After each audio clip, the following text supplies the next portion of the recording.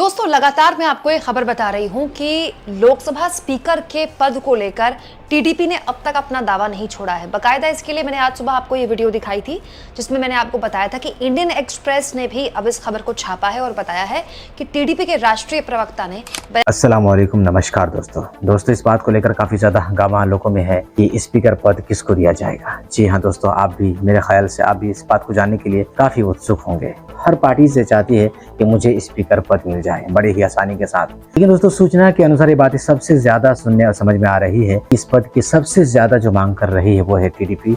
शुरू से लेकर अंत तक अभी भी इस पद की बहुत ही ज्यादा मांग हो रही है, लेकिन दोस्तों अभी तक इस बात का फाइनल डिसीजन किसी के सामने नहीं आया है। ये दोस्तों आज के इस वीडियो में कुछ बातें क्लैरिफाई होने वाली इस बारे में और कुछ बातें आप जानने वाले इस ताल्लुक से जो कि काफी ज्यादा इम्पोर्टेंट है। चलिए आज के इस वीडियो को शुरू कर लेते हैं। बयान दिया है कि एनडीए के सहयोगी बैठेंगे, मीटिंग करेंगे, उसके बाद सर्वसम्मति से कोई स्पीकर चुना जाएगा। लेकिन स्पीकर को लेकर तमाम तरह की बातें अब सोशल मीडिया में तैरने लगी हैं। दोस्तों खबरें तो यहाँ तक है कि इस तरह की एक सर्वसम्मति सरकार के अंदर बनी है कि लोकसभा स्पीकर के नाम के लिए ओम बिरला का नाम फिर से आगे किया जाए। आपको याद होगा दोस्तों, पिछले कुछ सालों में, खास तौर पर पिछले जितने भी संसद सत्र हुए, जब से ओम बिरला को अध्यक्ष बनाया गया लोकसभा का, तब से लगातार ओम बिरला पर कई सवाल विपक्ष ने उठाए हैं। दोस्तों ओम बिरला ही लोकसभा के अध्यक्ष थे जब रिकॉर्ड स्तर पर, मतलब रिकॉर्ड लेवल पर लोकसभा के अंदर से विपक्ष के सांसदों को बाहर किया गया था। अब ऐसे में सवाल ये कि क्या वाकई में लोकसभा स्पीकर के पद को लेकर इंडिया गठबंधन कुछ बड़ा करने का प्लान कर रहा है। इसके लिए संजय राउत ने आज बयान दिया है दोस्तों, और उस बयान का एक एक शब्द आपको बहुत ध्यान से सुनना चाहिए, क्योंकि ये बयान अब इस बात की ओर संकेत दे रहा है कि लोकसभा स्पीकर को लेकर टीडीपी को इंडिया गठबंधन का खुला सपोर्ट मिल रहा है। संजय राउत ने इस पूरे के पूरे मामले में बयान दिया है दोस्तों। उन्होंने कहा है कि लोकसभा स्पीकर के पद के लिए लड़ाई अहम है। इस बार स्थिति 2014 और 2019 जैसी नहीं है। सरकार स्थिर नहीं है। हमने सुना है चंद्रबाबू नायडू ने लोकसभा स्पीकर का पद मांगा है। अगर एनडीए के उम्मीदवार को यह पद नहीं मिलता तो पीएम मोदी और केंद्रीय गृह मंत्री अमित शाह टीडीपी, जेडीयू और लोजपा को तोड़ सकते हैं। अगर चंद्रबाबू नायडू को यह पद नहीं मिला तो हम ये सुनिश्चित करेंगे कि उनके उम्मीदवार को इंडिया गठबंधन का समर्थन मिले। इससे पहले आम आदमी पार्टी के सांसद संजय सिंह की तरफ से भी इस तरह की बयानबाजी हो चुकी है कि अगर टीडीपी चाहती है कि उसका अध्यक्ष पद बने तो हम इंडिया गठबंधन इस पर विचार करें, और यही बात आगे संजय राउत ने भी दोहराई है। कल मैंने आपको इस खबर के माध्यम से बताया था कि लोकसभा स्पीकर को लेकर विपक्ष बहुत ज्यादा सीरियसली सोच रहा है।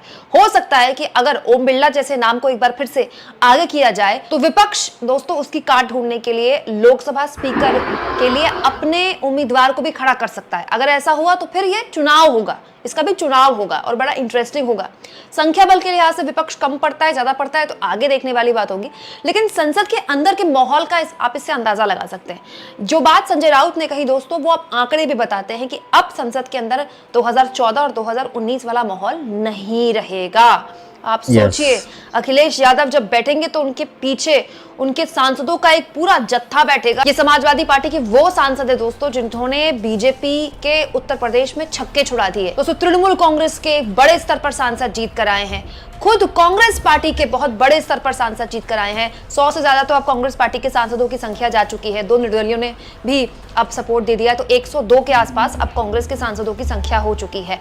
बड़ा सवाल यह है कि ये जो विपक्ष का इतना बड़ा रोल अब लोकसभा के अंदर आया है, जाहिर सी बात है इतना आसान नहीं होगा किसी के लिए अब उनको निलंबित कर देना या उनके बिना कोई बिल पास कर देना। लेकिन उससे पहले जो चुनौती अब दोस्तों आने वाले संसद सत्र के लिए सरकार के आगे खड़ी हो गई है, और ये एकमात्र विपक्ष के कॉन्फिडेंस का एक नमूना है दोस्तों। इंडिया गठबंधन के सूत्र तो यहाँ भी बता रहे हैं कि वो किसी भी हाल में चाहता है कि जो डिप्टी स्पीकर का पद है वो इंडिया गठबंधन को या विपक्ष के पास जाए, क्योंकि ये होता रहा है। ऐसा कुछ अनोखा नहीं मांग रहा है विपक्ष, इससे पहले होता रहा है। और अब विपक्ष की साख है, विपक्ष को जनता ने मैंडेट दिया है कि आप सड़क से लेकर संसद तक हमारी आवाज उठाइए। मजबूती से विपक्ष आया है संसद के अंदर। तो बड़ा सवाल यह है दोस्तों कि इंडिया गठबंधन जो लगातार टीडीपी को हवा दे रहा है कि अगर आपके स्पीकर को नहीं बनने देती है भारतीय जनता पार्टी तो हम आपके साथ हैं, ऐसा हो नहीं सकता, ऐसा होगा नहीं। जाहिर सी बात है दोस्तों, टीडीपी सत्ताधारी दल की सहयोगी है, वो ऐसा नहीं करेगी। वो क्यों इंडिया गठबंधन के समर्थन से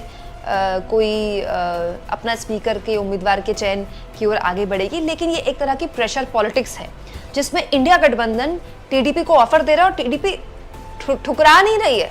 मतलब टीडीपी की तरफ से बयान आ सकता था कि ये बिल्कुल फालतू की बयानबाजी है, लेकिन टीडीपी भी उसको हवा दे रही है। दोस्तों आप इस मुद्दे पर क्या सोचते हैं, कमेंट बॉक्स में जरूर लिखें और जितना हो सके चैनल को शेयर करें, सब्सक्राइब करें और थैंक्स और ज्वाइन के ऑप्शन से अगर आप चाहें तो कुछ आर्थिक मदद भी चैनल की जरूर करें।